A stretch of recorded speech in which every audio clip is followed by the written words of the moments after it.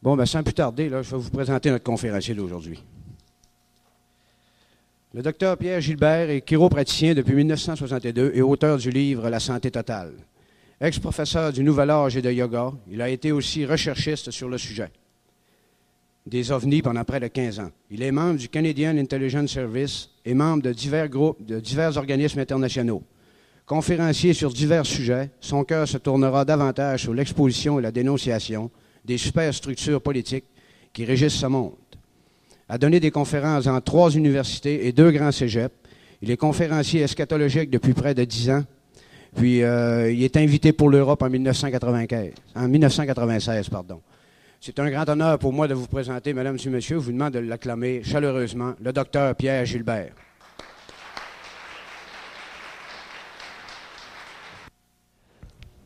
Alors, je voudrais souhaiter la bienvenue à chacun d'entre vous et à tous, comme si vous étiez personnellement liés à moi.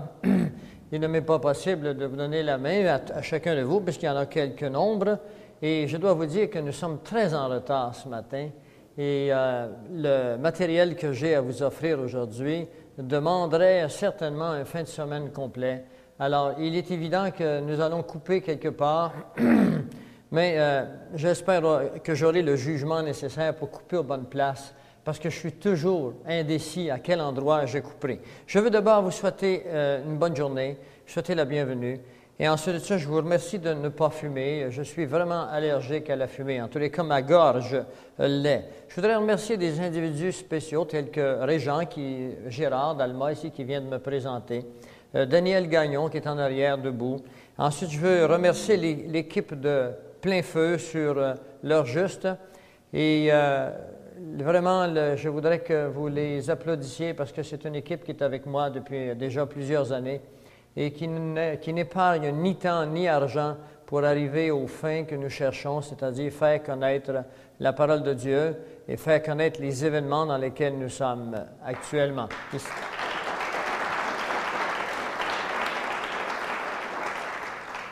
Les 2 personnages dont je viens de mentionner, c'est Isabelle Bérubé, qui est ici en avant, et Luc Gagné, qui est à la caméra, évidemment, qui fait le travail derrière la caméra, mais qui n'est jamais en avant.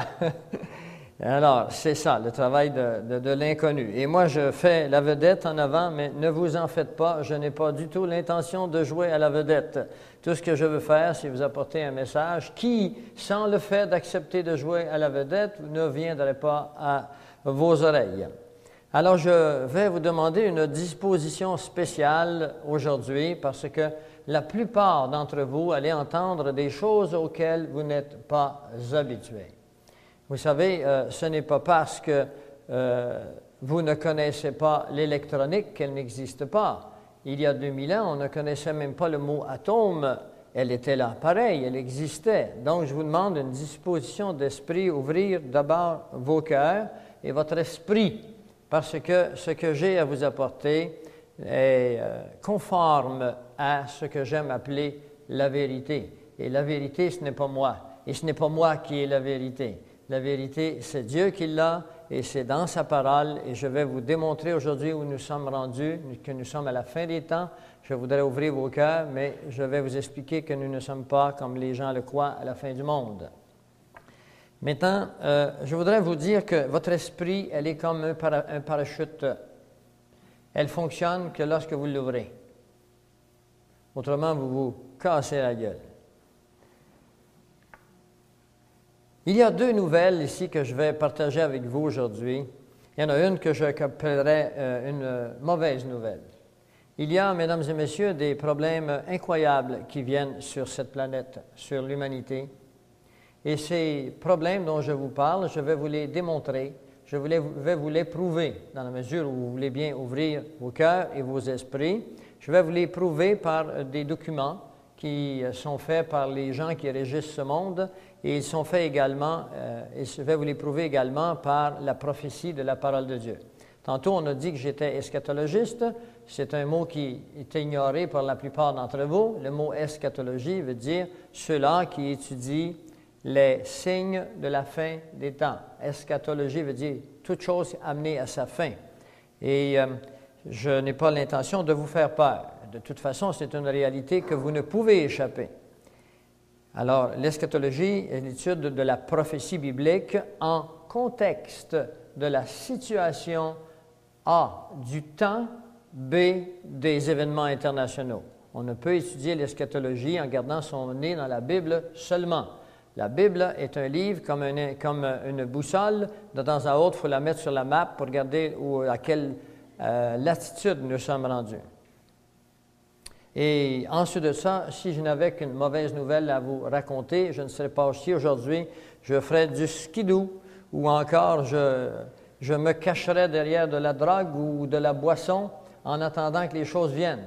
Mais non, vous voyez que j'ai le cœur gai, vous voyez que je lève la tête parce que je n'ai pas peur des événements qui viennent et j'ai des bonnes raisons de ne pas avoir peur parce que celui qui m'a dit qu'il y avait des mauvaises nouvelles, lesquelles nouvelles je vois par l'actualité, m'a dit d'autres choses également. Il m'a dit que bientôt, il arriverait un événement extraordinaire sur la planète Terre, une très bonne nouvelle, et je vais vous inviter, je vais vous montrer comment y participer à cette bonne nouvelle. Encore une fois, si vous ouvrez votre parachute, parce que toute l'humanité est en chute libre. Il faut ouvrir son parachute. Je voudrais également, avant de commencer cette conférence, vous signaler que nous ne sommes pas une religion. Nous ne sommes pas une secte. Nous ne prônons aucune religion. Nous ne prônons aucun mouvement, aucune secte. Nous sommes plein feu sur leur juste, une compagnie qui a pour mission, avec des vidéocassettes et des conférences, de faire connaître A, la parole de Dieu, B, spécialement cette partie de la parole de Dieu consacrée à la prophétie. Et c'est pour ça que nous aurons des cassettes vidéo qui sont faites professionnellement et nous vous invitons à vous les procurer. Et si nous ne les avons pas tous, nous sommes en train de produire des cassettes dont je vous mentionnerai cet après-midi. Vous pourrez réserver d'avance. Et la conférence d'aujourd'hui est enregistrée, mais nous ne pourrons vous la donner avant qu'elle soit faite en montage. C'est-à-dire que nous ajouterons des images de l'actualité afin que vous puissiez avoir une cafétéria d'éléments qui vient activer, si vous voulez, qui rende plus vrai la conférence d'aujourd'hui.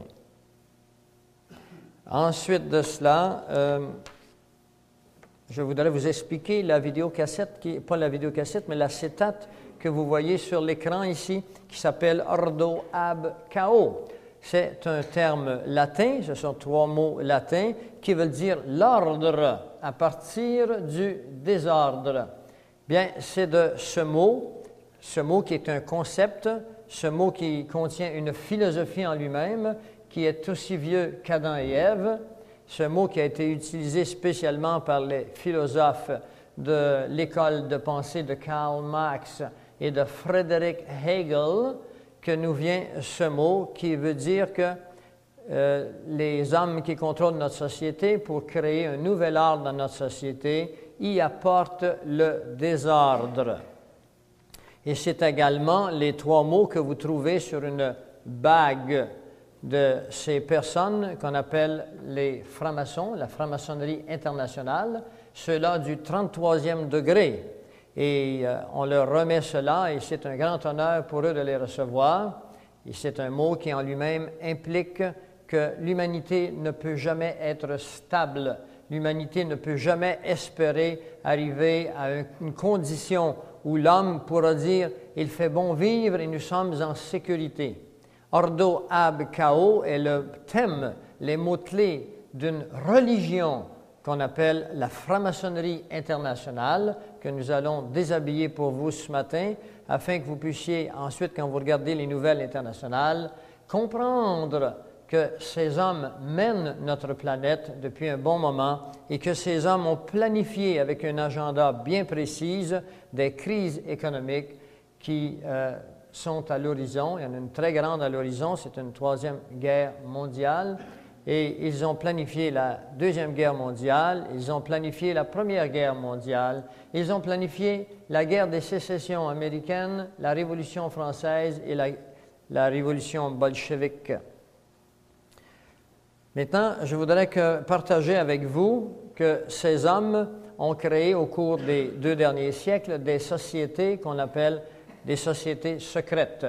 Et ces sociétés secrètes sont moins secrètes qu'elles étaient. Elles sont sur la place publique maintenant par l'intermédiaire des gens comme moi, parce que je ne suis certes pas le seul à amener à votre oreille et à votre connaissance ces sociétés secrètes. Aux États-Unis, bon nombre de personnages comme moi le font, mais je dois vous dire qu'aux États-Unis, elles le font avec un grand coût, c'est le coût de leur vie. Nous sommes, un type comme moi, appelés à un moment donné disparaître parce que je dénonce sur la place publique les plans de ces sociétés. Alors, vous devrez savoir, vous allez le voir tantôt, que ces 3 mots sont l'ordre parfait d'une doctrine, et je voudrais que vous reteniez le mot qui suit, luciférienne. Ordo ab chaos. Le triangle que vous voyez en haut à droite, non pas, oui, le triangle est un triangle que vous connaissez très bien, peut-être que vous ne l'identifiez pas maintenant, mais à la fin de l'avant-midi, il sera clair dans votre tête, je vous en expliquerai chaque signification. Celui qui est en bas est le nouveau sigle. Un cheval est un nouveau sigle accepté depuis 1992 par la Société de la franc-maçonnerie internationale et des Illuminati. Et ce sigle correspond entièrement à Apocalypse 6, le verset 2, qui est l'entrée en matière de l'arrivée de l'Antéchrist, c'est-à-dire un cavalier sur un cheval blanc. Et c'est leur nouveau signe depuis 1992.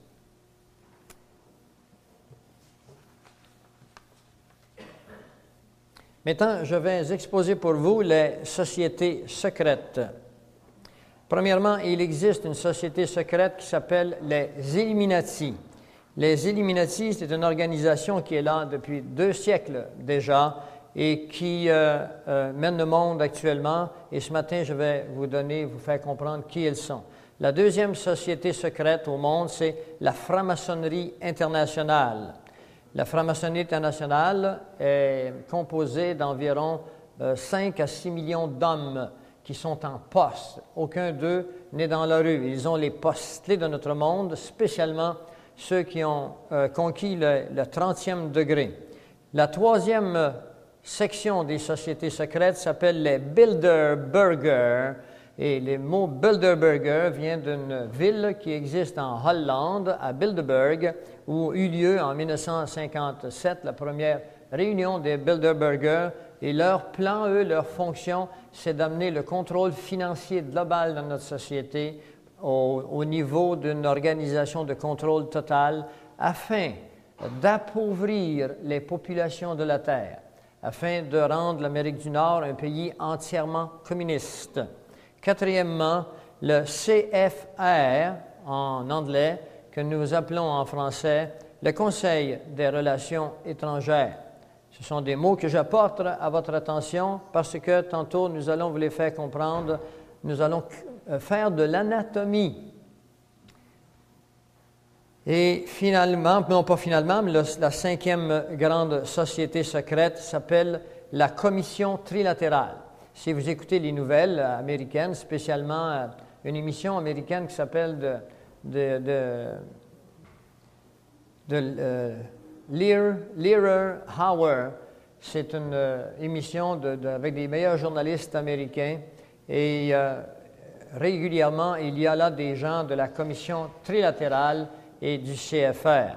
6e, la Société des Skull and Bone de Yale University.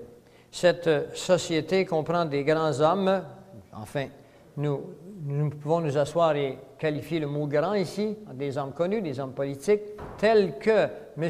George Bush. C'en est un, entre autres. Et finalement, la Société des Rose-Croix, aussi appelée Rosicrucian, dont la plupart de leurs membres ne savent pas dans quoi ils sont. Vous parlez à un ex-Rose-Croix, ou Rosicrucian.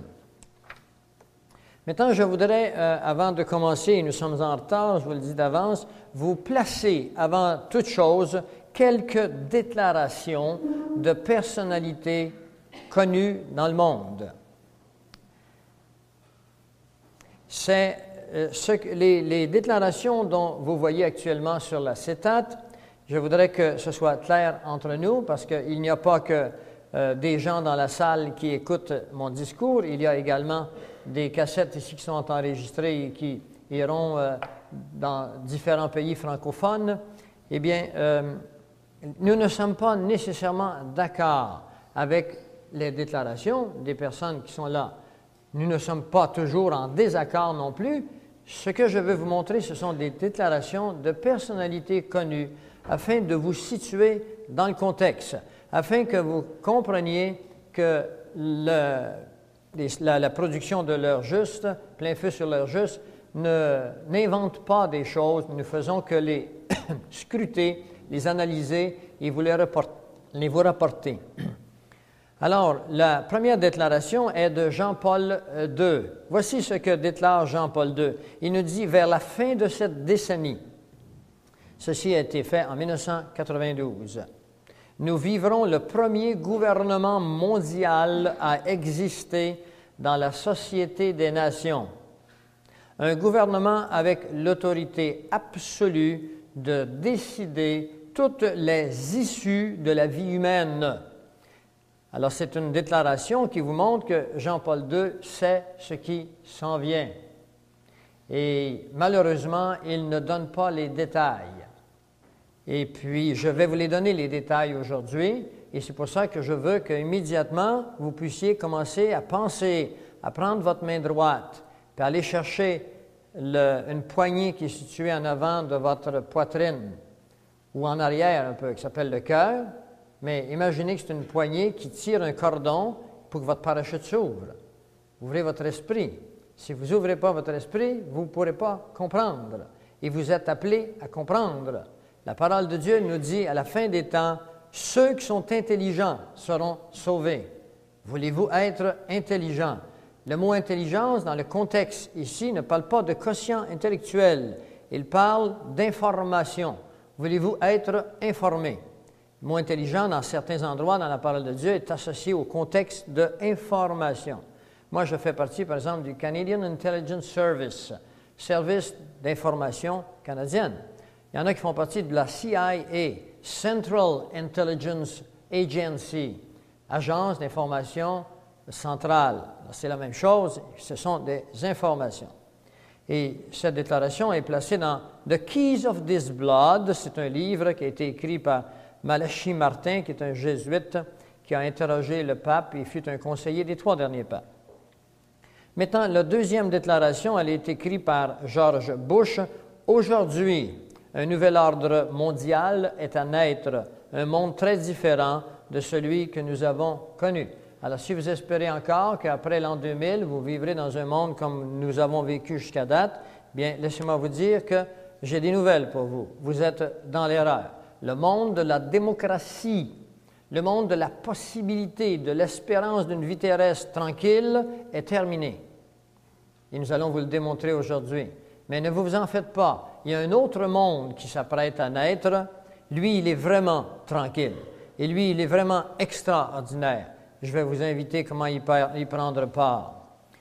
La troisième déclaration, nous sommes reconnaissants au New York Times, The Washington Post, The Time Magazine et à plusieurs autres, dont les directeurs, ont assisté à nos réunions et ont respecté les promesses de discrétion, c'est-à-dire de silence, pendant presque 40 ans. Il aurait été impossible pour nous de développer nos plans pour le monde si nous avions été soumis à la lumière de la publicité durant ces années. Il s'agit de David Rockefeller.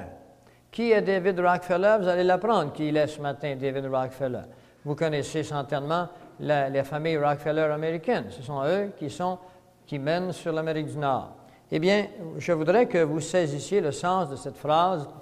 On est en train de dire ici que les grands journaux, les grands magazines, les grands médias d'information ne vous donneront jamais la vérité des nouvelles. Ne croyez pas qu'en écoutant la télévision, vous sachiez vraiment ce qui se passe, parce qu'ils sont sous le contrôle de ces sociétés secrètes dont le grand maître est David Rockefeller. 4. L'âge des nations doit prendre fin. C'est assez fort, ça? Êtes-vous capable d'ouvrir vos oreilles? Avez-vous envie de mettre la main sur la poignée, là, tranquillement, puis de tirer? Commencez-vous à avoir envie de tirer la corde, là? C'est pas moi qui parle, là. Je vous donne des citations. L'âge des nations doit prendre fin. Eh bien, nous vivons dans une nation, ce que je sache. Ça s'appelle le Canada, les nations ici. L'autre côté des lignes, il y a les États-Unis d'Amérique. Ma fille, moi, elle demeure en France. Et c'est une nation. L'âge des nations est terminé. Les souverainetés des gouvernements doivent être amenées sous un seul gouvernement auquel ils doivent abandonner leurs armes. Nous allons vous montrer que M. John F. Kennedy, en 1961, avec le décret de loi 87-297, a vendu les États-Unis d'Amérique aux Nations unies. Il le regrettera, il le déclarera dans un discours fait à l'Université de Columbie, aux États-Unis. Il dira, avant que je quitte cet office, je dois avertir les gens d'Amérique du Nord qu'il y a un complot pour la perte de nos droits et de nos libertés. Et il imprimera 10 milliards de billets appelés United States Note, des notes, c'est-à-dire des billets vraiment imprimés pour le peuple américain, par le peuple américain. Il en imprimera 10 milliards et 10 jours après, il se fera tuer à Dallas. L.B. Johnson, qui le suivra, retirera immédiatement les billets. L.B. Johnson est un franc-maçon du 33e degré.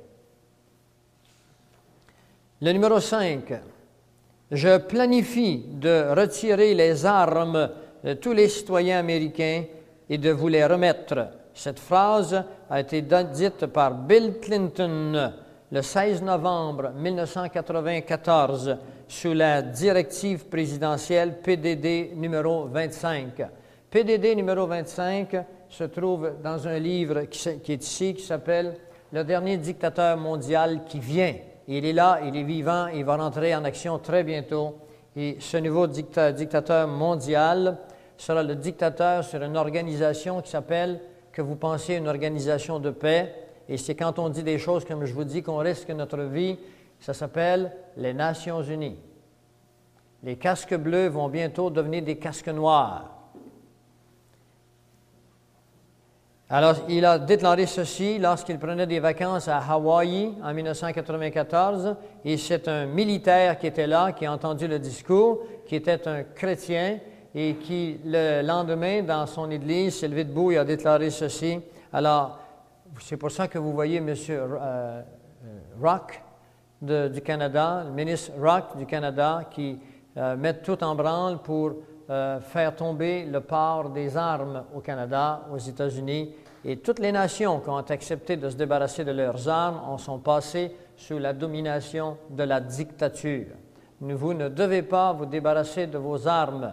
Je sais qu'il y a des gens qui ont été tués à Montréal dans une cafétéria, mais je voudrais que vous sachiez que c'est un événement isolé et que toute l'humanité maintenant s'oriente sur des événements isolés qui ont été préparés de toutes pièces par ces gens-là. Je vous montrerai comment cet après-midi on a payé ou on a drogué des gens pour tirer dans la foule, pour que la foule ait compassion des gens qui sont décédés, afin qu'on fasse passer des lois qui enlèvent les armes. Ce faisant, on dira au public que les armes sont dangereuses. Maintenant, ils sont protégés. En même temps qu'on vous enlèvera vos armes, le gouvernement, lui, s'arme jusqu'aux dents.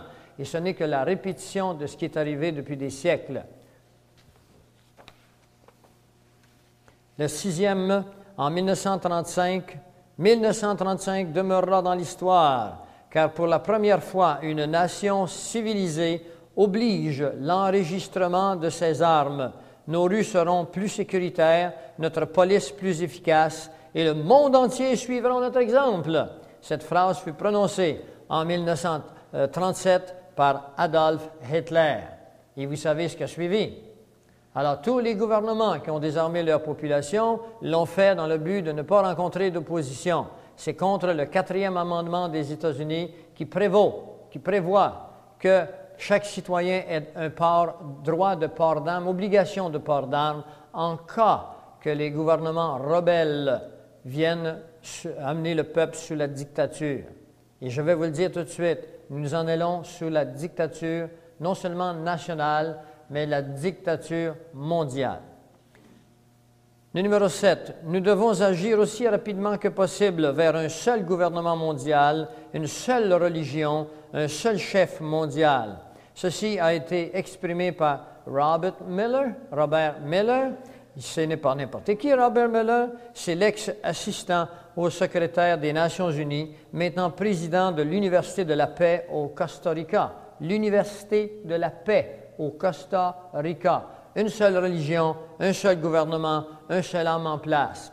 Je vais vous montrer que si vous avez encore foi qu'il existe un Dieu, que ce Dieu-là nous a donné dans son livre qu'on appelle la Bible, les indications précises pour l'arrivée de ces choses. Cet après-midi, vous aurez l'occasion de vous faire expliquer tout à fait comment le prophète Daniel nous a tout donné sur ce qui arrive maintenant.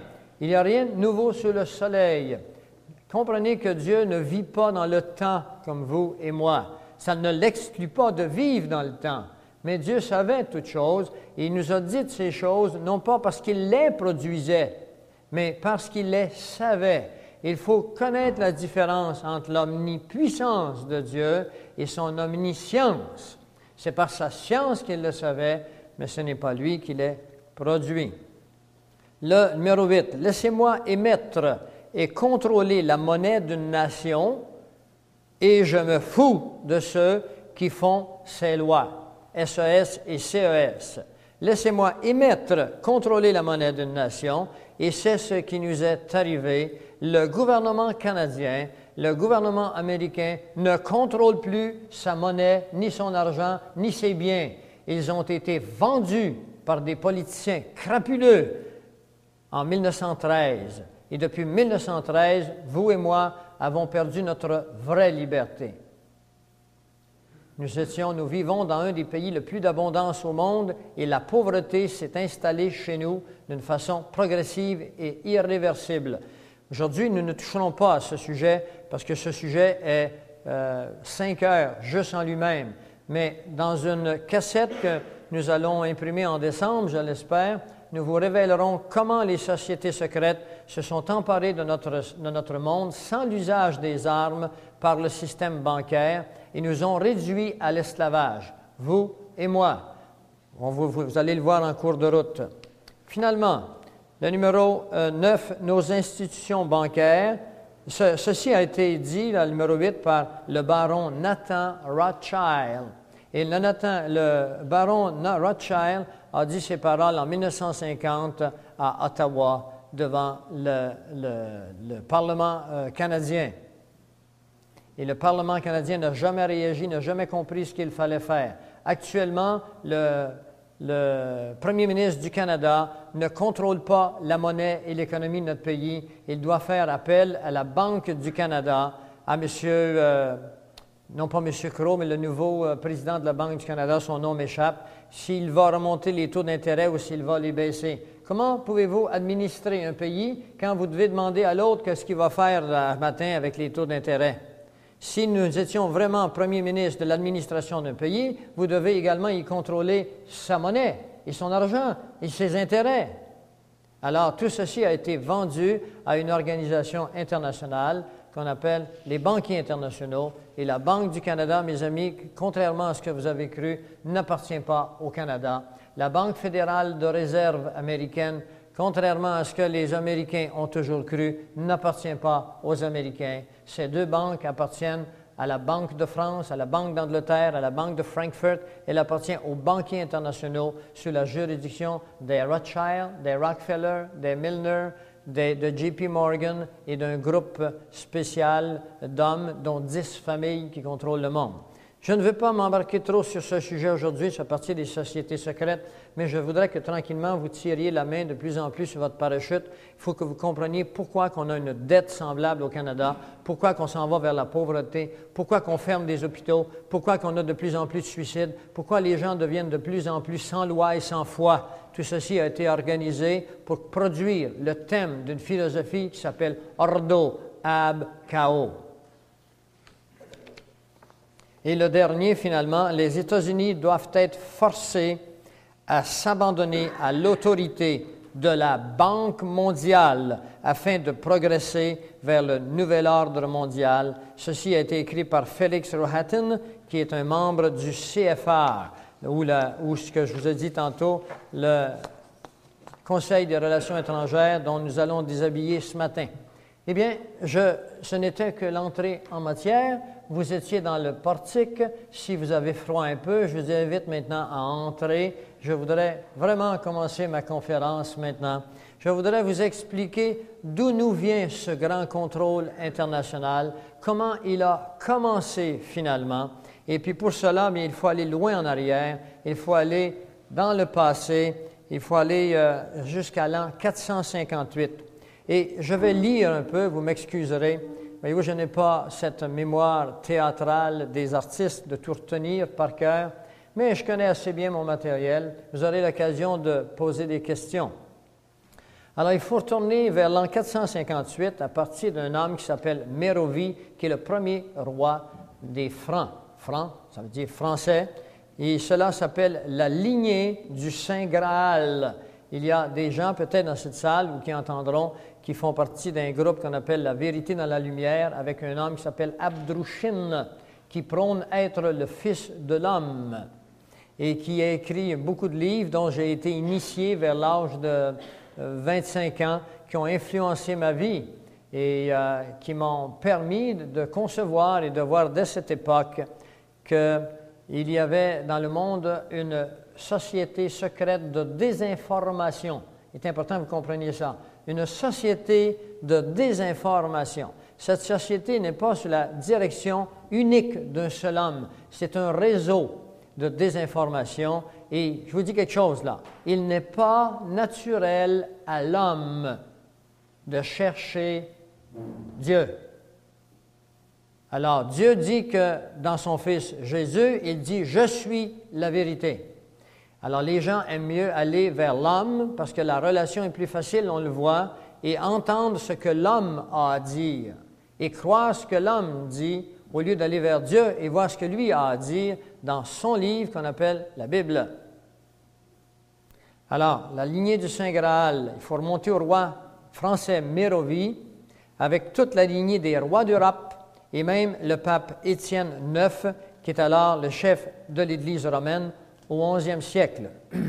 Charlemagne et Pépin III se diront mariés à des princesses mérovingiennes.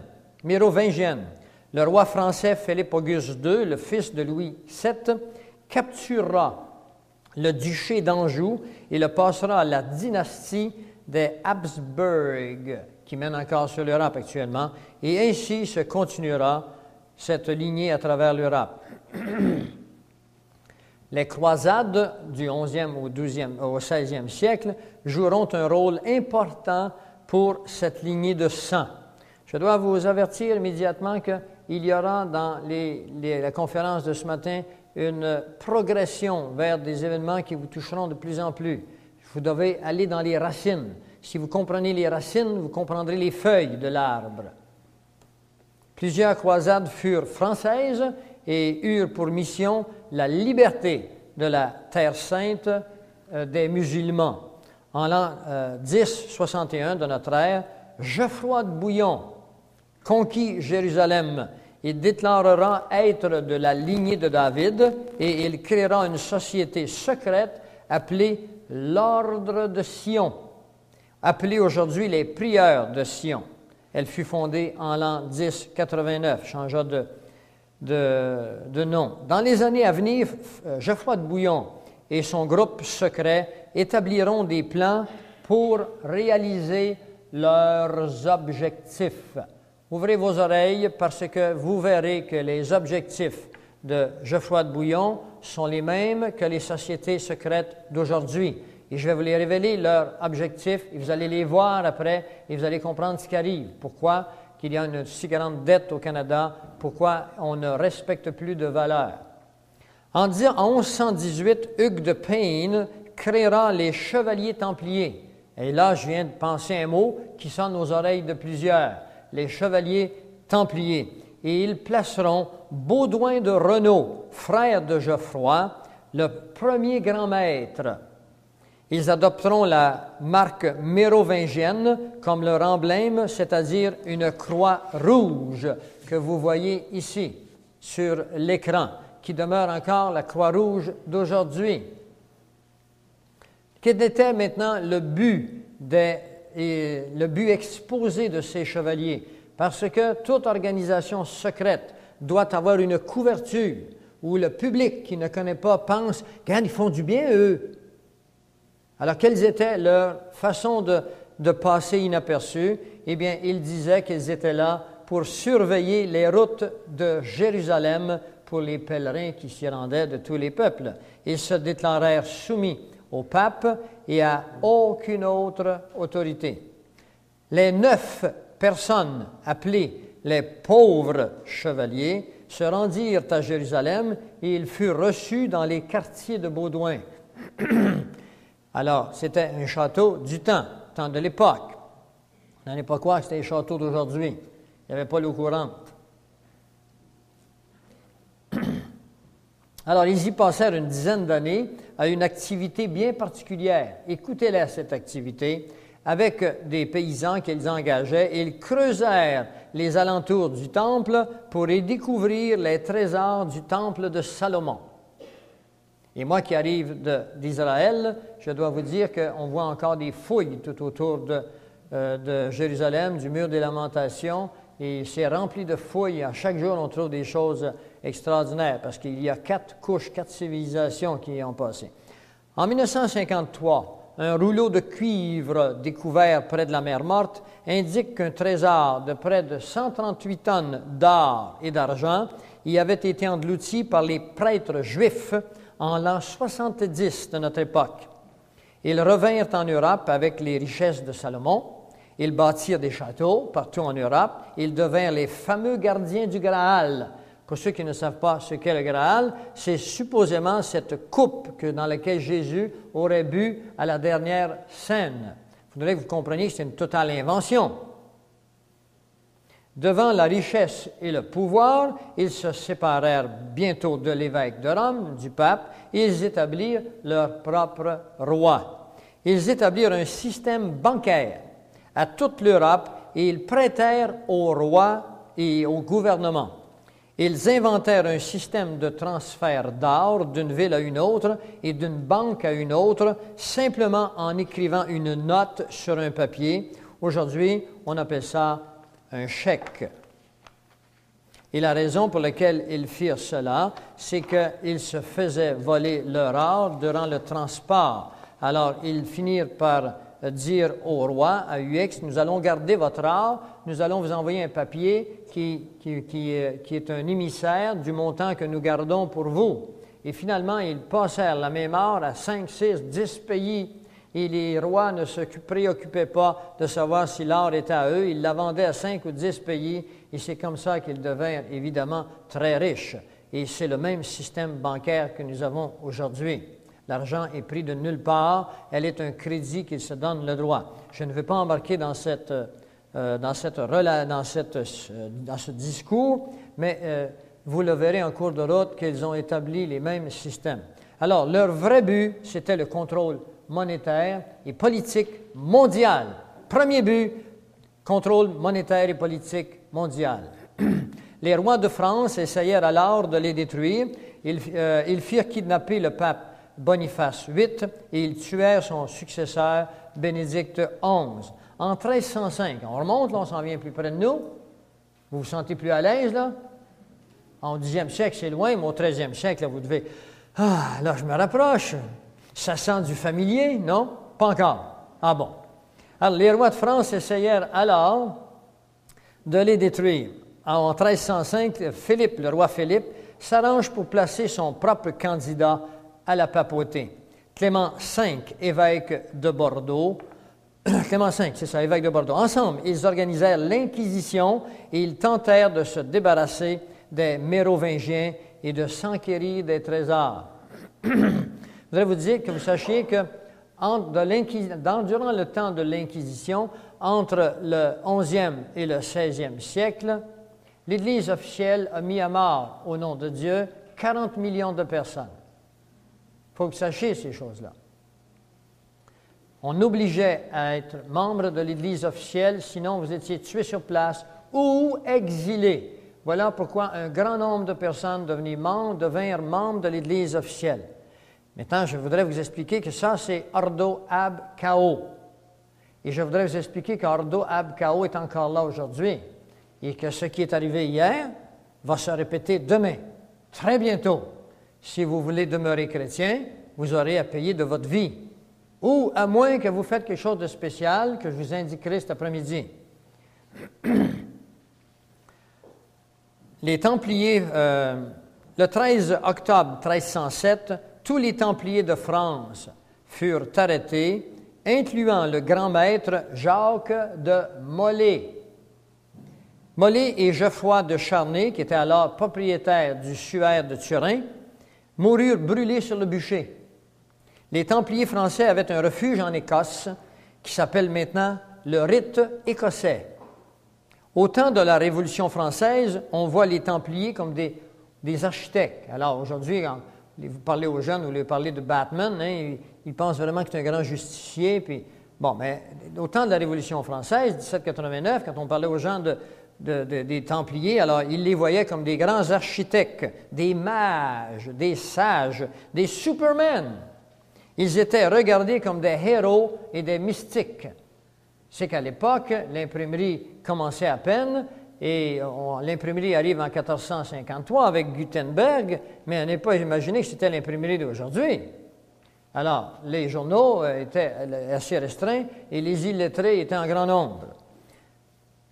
La mort de Molay, de Jacques de Molay, aux mains du roi Philippe, ne fut jamais oubliée. Durant la Révolution française, comme au moment, si vous voulez, où la tête de Louis XVI tombe de la guillotine, un homme s'approche de l'échafaud, il plonge sa main dans le sang du roi, il se la secoue autour de lui et il s'écrie publiquement « Jacques de Molay, tu es vengé ». Et c'est à ce point que Molay était demeuré dans l'histoire des gens de l'époque. Les objectifs, les connaissances et l'esprit des Templiers existent encore de nos jours dans les loges maçonniques. Il existe aux États-Unis une société appelée la Société Jacques de Molay en 1995. Les Mormons et les maçons ont des rites qui proviennent des Templiers. Elena Petrovna Blavatsky parle de la sagesse des Templiers. C'est elle qui a institué les chevaliers blancs. C'est elle qui a institué cet ordre du Nouvel Âge, qui sera connu ensuite par Alice Bailey et Annie Besant. Adolf Hitler faisait partie d'une société secrète appelée le Groupe de Thulé, plus tard qui se transformera dans toute sa philosophie et ses doctrines dans un mouvement qu'on appelle le mouvement naziste. Il faudrait que vous compreniez